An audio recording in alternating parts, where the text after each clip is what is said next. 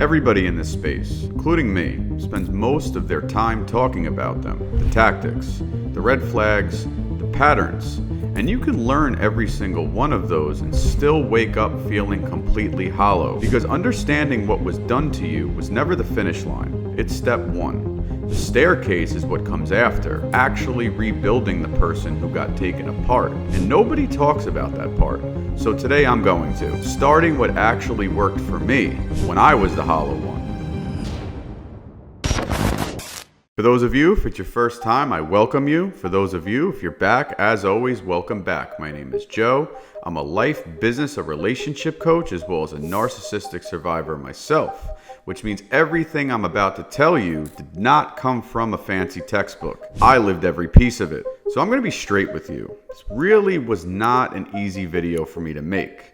I usually put it off. It's easy to point a narcissist and explain their playbook, but it's a lot harder to sit here and tell you I was a grown man who had to relearn how to take care of himself from scratch. Because here's what a childhood like mine and a relationship like that leave you with. You get really good at managing everyone else and completely lost at tending yourself. I could run more than one business. I could read a supplier's mood across an ocean on a different continent.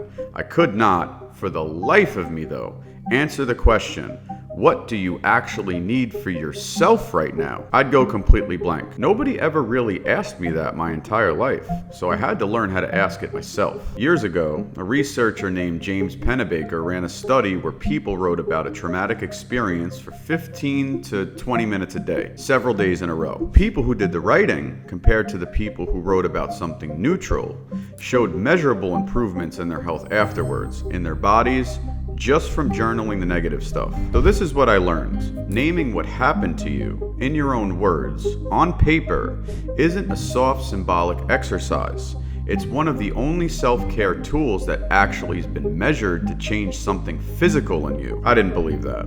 I thought I was journaling for people with more free time than problems, and I had no free time and nothing but problems. Then I actually tried it.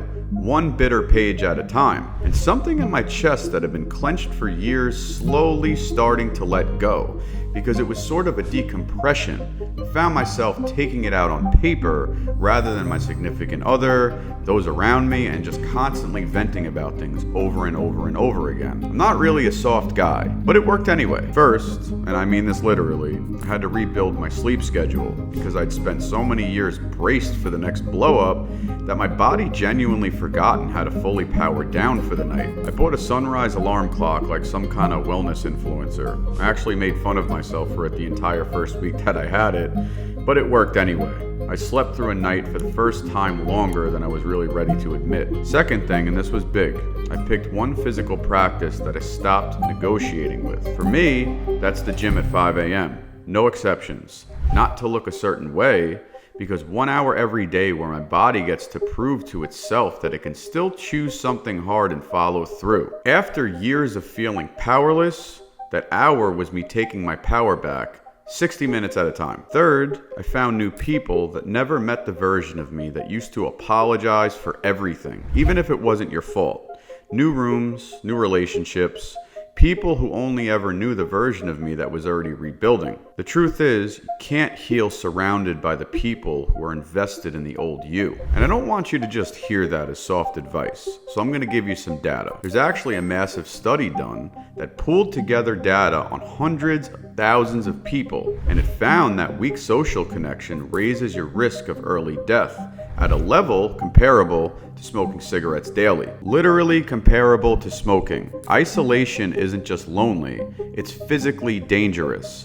And after a relationship like the one I was in, isolation is exactly where you land, because they usually spend years quietly cutting you off from everyone, until one day you look up and the only voice left in your life is theirs. That was me. I had no problem building multiple businesses, but I could count my real friends on one hand with fingers left over. So rebuilding my life wasn't just emotional. It was, according to that research, a health intervention. Every new relationship, every new honest friendship I built was lowering my own risk. So I want you to write this down. Rebuilding your circle after a relationship like that isn't a luxury you get to once you feel better. It's part of what makes you better.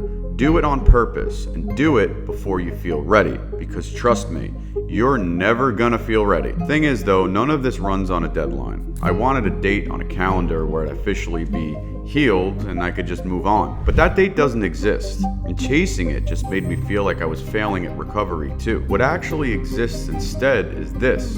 One ordinary Tuesday, a long time from now, you'll notice you went a full week without even thinking about them once. Not because you white-knuckled it and forced yourself, because your life finally got loud enough, good enough, and full enough that there simply wasn't room for them anymore. That's how you know.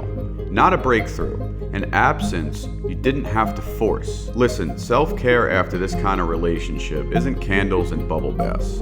It's sleep, movement, honesty on paper, and rooms full of people who never knew you to be small. Do these 4 on repeat, and the rest is going to handle itself. I rebuilt from hollow. If I could do it carrying everything I was carrying, you can do it too. If you haven't liked and subscribed to the channel already, please do so now. We drop new videos every single week on narcissistic relationships and recovery. As always, I appreciate you guys. Check you on the next video.